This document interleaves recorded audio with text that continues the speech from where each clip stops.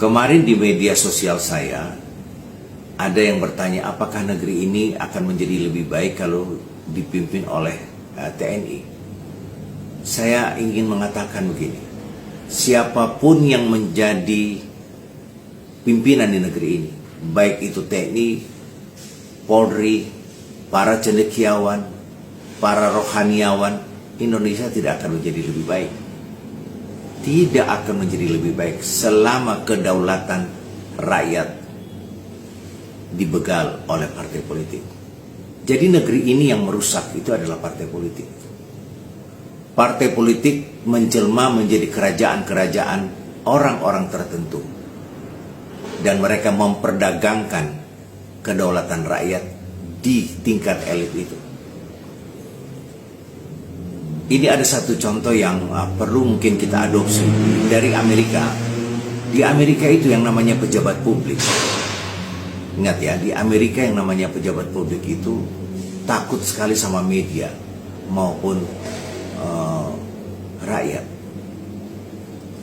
Karena rakyat diberikan ruang dalam undang-undang di negeri itu, mempunyai hak untuk merecall seorang pejabat publik yang melakukan kesalahan.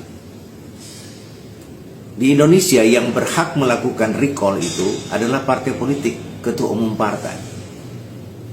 Jadi sekalipun pejabat itu sudah ketahuan salah dan bejat atau mencuri atau korupsi, belum tentu dia akan direcall oleh pimpinan partai selama mereka tahu sama tahu.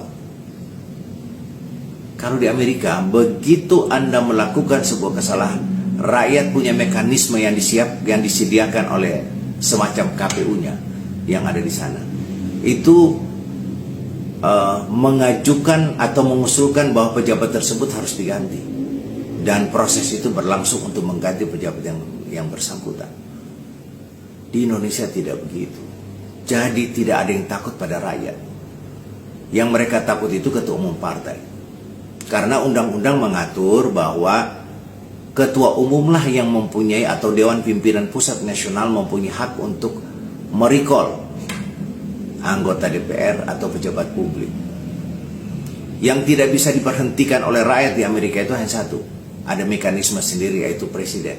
Di bawah presiden semua bisa diberhentikan oleh rakyat. Dan rakyat sangat berdaulat.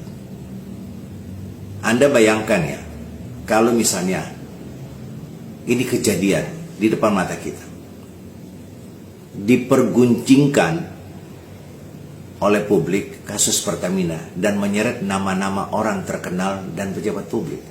Jika undang-undang kita membolehkan rakyat untuk melakukan recall, maka saya kira Erick Thohir sudah lama berhenti. Demikian juga Menteri Kelautan, saya kira sudah lama diberhentikan rakyat. Tentu ada mekanisme melalui diminta kepada presiden untuk memberhentikan.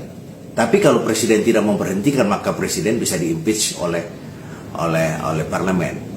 Jadi saya kira kedaulatan rakyat harus dikembalikan kepada rakyat. Rakyat harus berdaulat. Hari ini rakyat tidak punya kedaulatan. Setelah pemilu,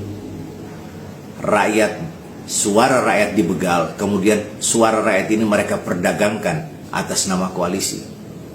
Siapa yang menikmati semua perdagangan kedaulatan ini? Ya para elit. Rakyat hanya bisa menyaksikan tontonan-tontonan para elit yang berselancar, yang melakukan drama dengan berbagai macam kekayaan yang melimpah di mana-mana. Sementara di satu sisi rakyat yang mempunyai kedaulatan, mereka mengais-ngais rezeki dari hari ke hari hanya untuk bertahan hidup. Jadi sekali lagi bahwa siapapun yang memimpin negeri ini, misalnya ada desakan bahwa harus militer yang memimpin. Contoh yang paling dekat adalah Pak Prabowo.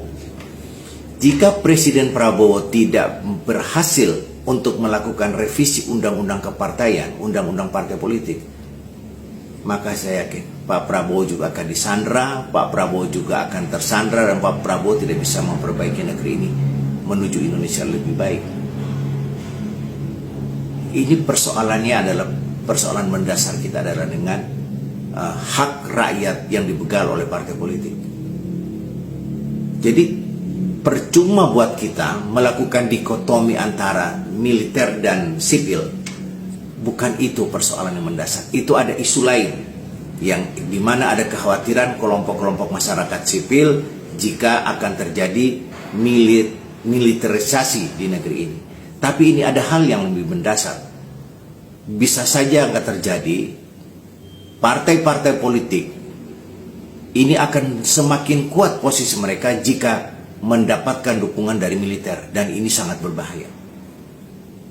Sangat berbahaya. Partai-partai politik kemudian mereka berselingkuh dengan TNI, dengan militer, maka kekuatan mereka semakin besar dan hanya menunggu waktu kapan negeri ini di tengah kerapuhan runtuh di tangan rakyat. Sekali lagi yang mau saya ingatkan bahwa undang-undang partai politik segera direvisi. Partai politik menjelma menjadi milik keluarga-keluarga tertentu. Partai politik sudah menjadi sumber pendapatan keluarga atau orang-orang tertentu. Ini harus kita hentikan. Dan saya kira Pak Prabowo bisa melakukan ini. Jika ada perlawanan dari partai politik, menurut saya Pak Prabowo bisa melakukan konsolidasi untuk menggerakkan rakyat bersama militer atau bersama TNI untuk memperbaiki negeri ini dari undang-undang kepartaian, undang-undang politik yang telah merusak tatanan demokrasi di negeri ini. Salam.